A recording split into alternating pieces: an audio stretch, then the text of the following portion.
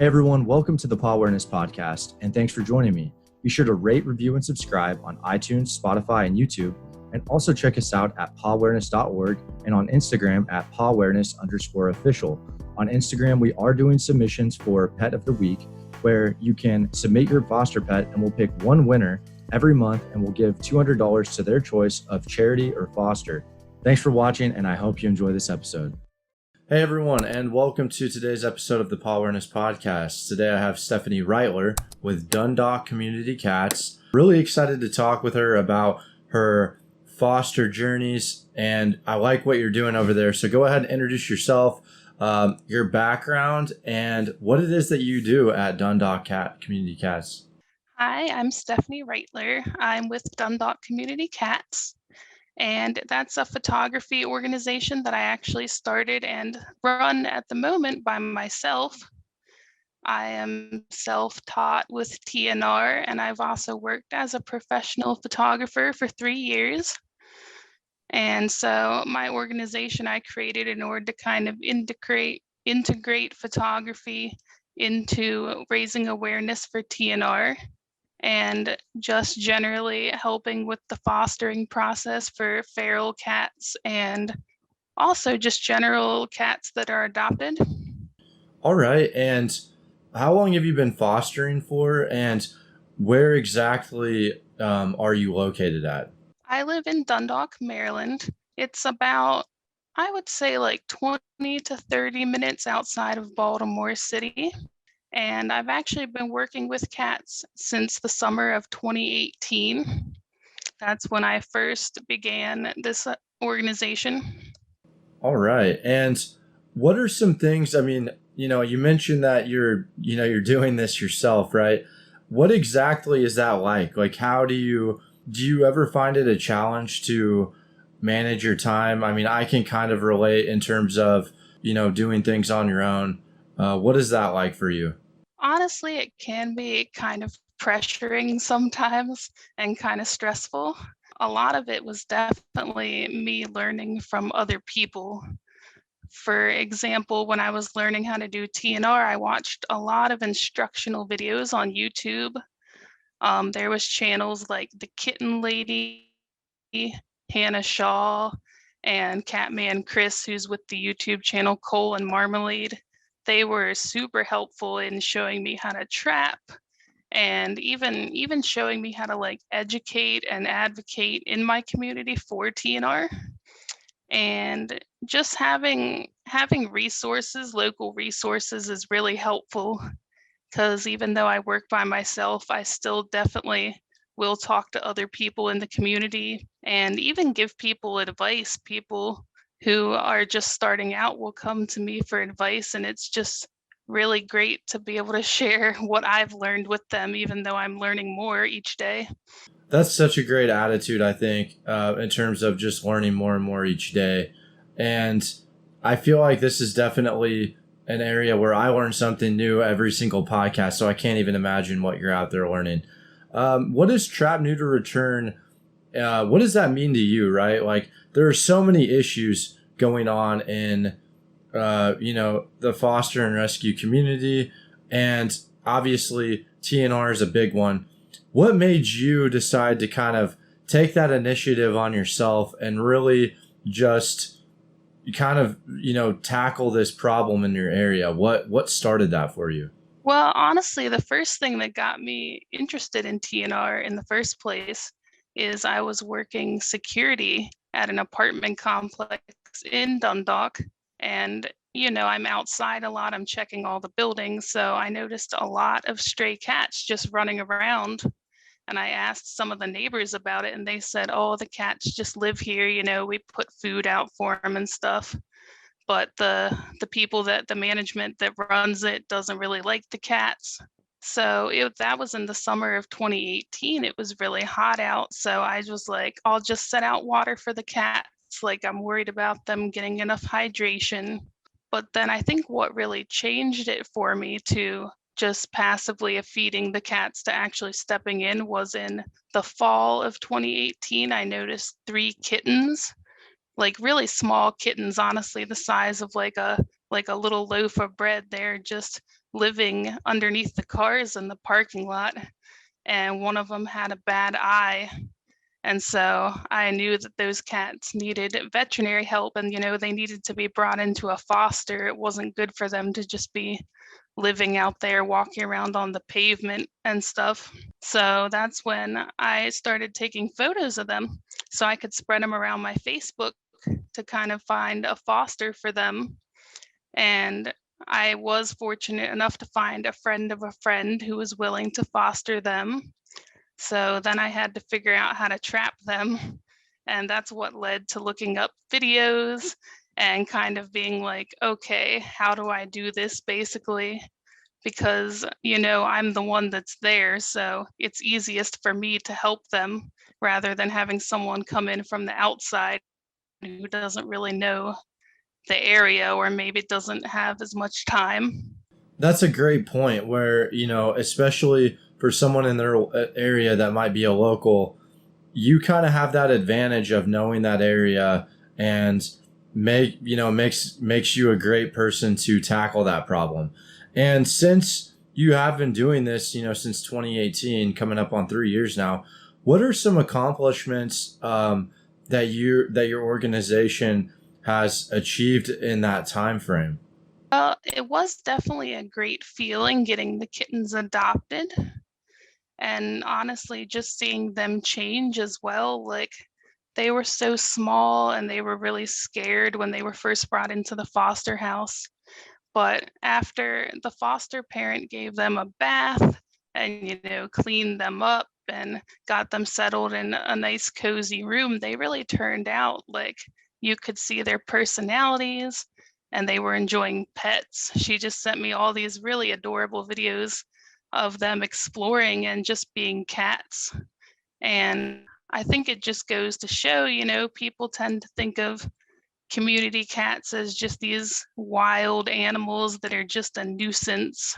But honestly, a lot of them, if they're shown the right care and attention, can be just as friendly and good companions as like your average cat that you get from a PetSmart or somewhere. Yeah, you're kind of taking the, diamond in the rough approach where it's, some of these cats, and I've seen it firsthand as well, where, they may be a little skittish or, whatever. And then after time, slowly, they really blossom into these very affectionate, loving creatures. And it is a really rewarding thing to see. So I imagine that you feel the same way.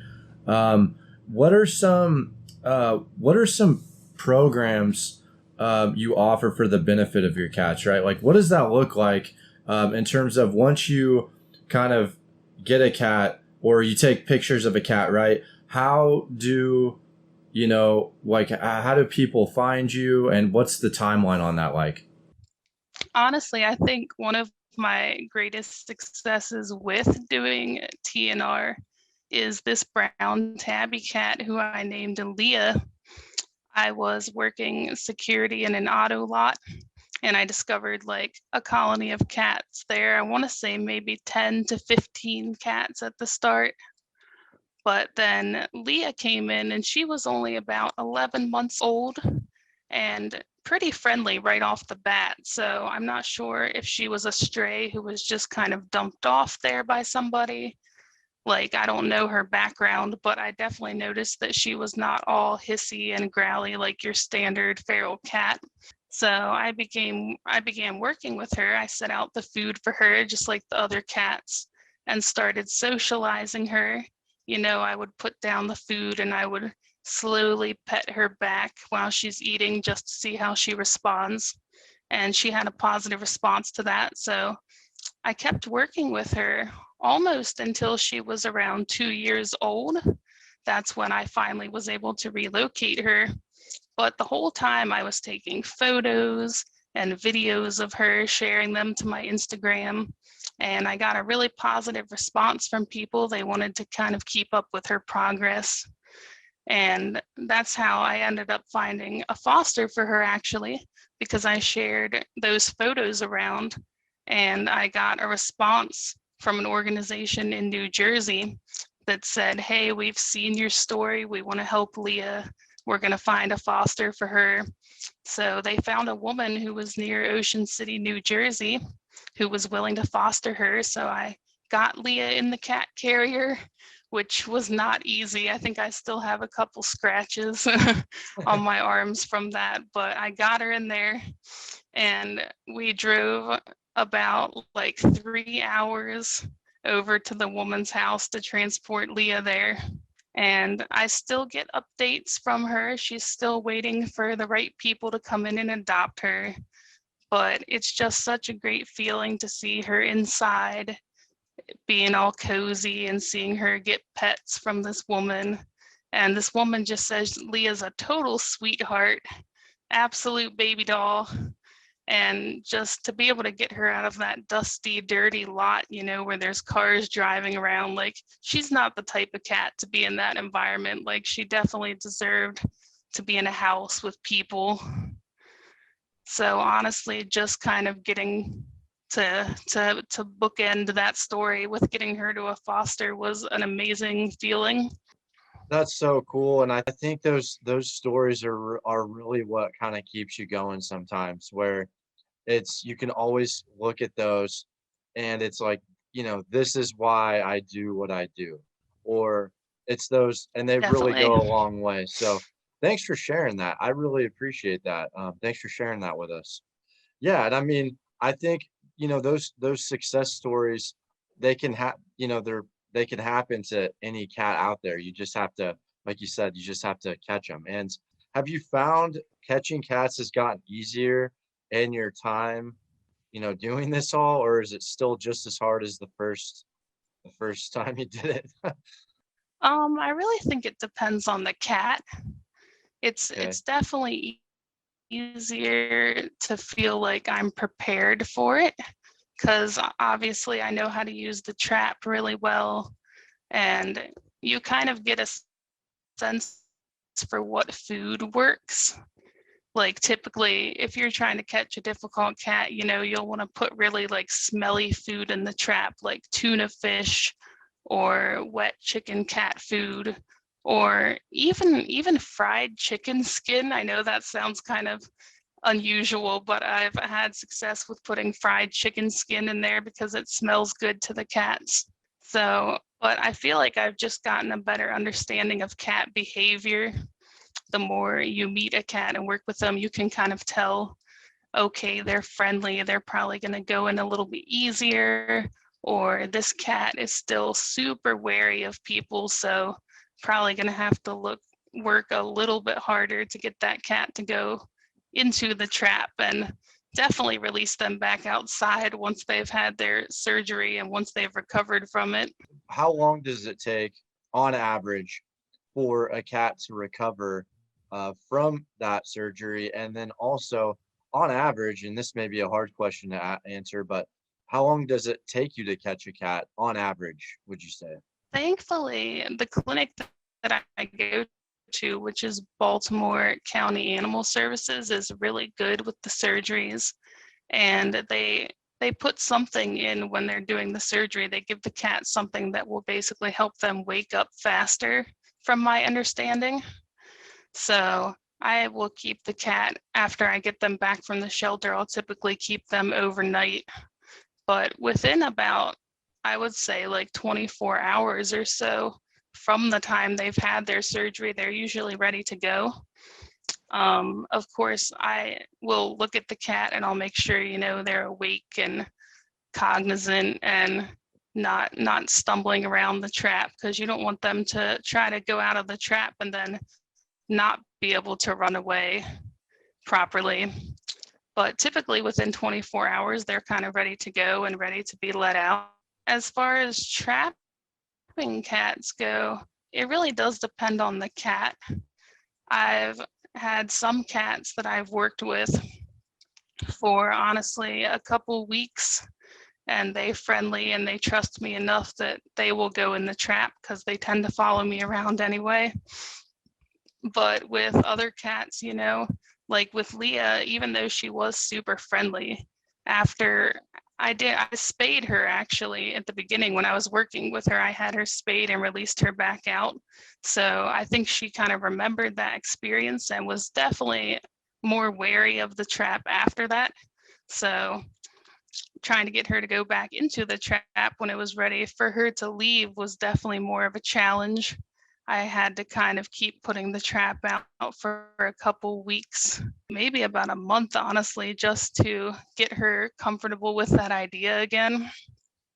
I like that. And what would be some advice that you would either give yourself or maybe someone that's embarking on this journey, right? Whoever's listening out there, if you could just give yourself, like, starting off, one piece of advice going into this field, what would that be? I think honestly, the most important thing from my experience, at least, was to do a lot of research, like do a lot of research and not be afraid to connect with other people and ask them questions out there, thankfully, for people who are trying to learn TNR, and just not being intimidated is the most important thing, because there's definitely been times where I felt like I didn't know what I was doing, or you want to compare yourself to these people that are saving hundreds and hundreds of cats, but really it's just all about like doing what you can in your community. Even if you save one cat, that's still one less cat that's going to be out there having kittens and causing more problems for everybody else. That's a great point. I like that. Yeah, one treated cat and it's worth it. What are some things that you're excited on, right? That you're working on this year? Hopefully things start opening back up. What are some things that your organization, where you kind of headed things in the next, year, 2 years? Well, one of the most important things is I'm working on making a Facebook page, because I know I've actually been asked to Instagram photos onto Facebook. People will be like, "Oh, do you have a Facebook page I can follow?" And I'll tell them not yet. But honestly, like, social media is such a huge aspect of connecting and just raising awareness for these kind of issues, that the more platforms you're on, the easier it is for everyone to share. I've even been able to kind of be a social media ambassador for other people, like a lot of older folks that are just feeding their cats in their neighborhood, but they don't necessarily use social media. So honestly, just trying to network with as many people as I can is really important to me. And also with spring coming up here, I know we've got kitten season that's going to be here. A lot of new exciting opportunities to photograph some kittens and just photograph some cats in the nicer lighting of this good weather that hopefully is coming up, and just kind of help people to raise awareness for their colonies with some good photo opportunities. I like it. I like it. Yeah, it's one of those things where, yeah, you're right. It's about to be kitten season, and that's exciting. That's exciting. And where can people find you at if they want to connect with you? Which, like you said, connection in this day and age is so important, and social media is such a beautiful way to do that. At the moment, I do have my Instagram. It's just at Dundalk Cats. So if you just type it in, DUNDALKCATS, you can find me on Instagram. Also, I have a Facebook account. That's my personal account. That's just my first and last name, Stephanie Reitler, which you can message me on. But like I said, I am going to be making a separate page for Dundalk Cats soon. And I also have an email that I use for those requests as well. It's just Dundalk Community Cats at outlook.com. That's where I'll kind of respond to those requests for advice and help with TNR and all that good stuff. Awesome, awesome. And whatever medium you're listening on, that will be in the description below, all of what she mentioned, including if, whenever that Facebook page gets up, that'll be there too. So I really love what you're doing. I think it's great. It's just all behind the premise of what I really believe in, which is one person can make a difference and a few people can make a massive difference. So it's just one of those things where, like I said, I really like what you're doing. And it was great getting to talk with you today and hopefully just spread that positive message of, you know, let's all work together and try and tackle this TNR problem. So once again, thanks a lot for coming on. And it was a pleasure talking with you. Definitely. You too.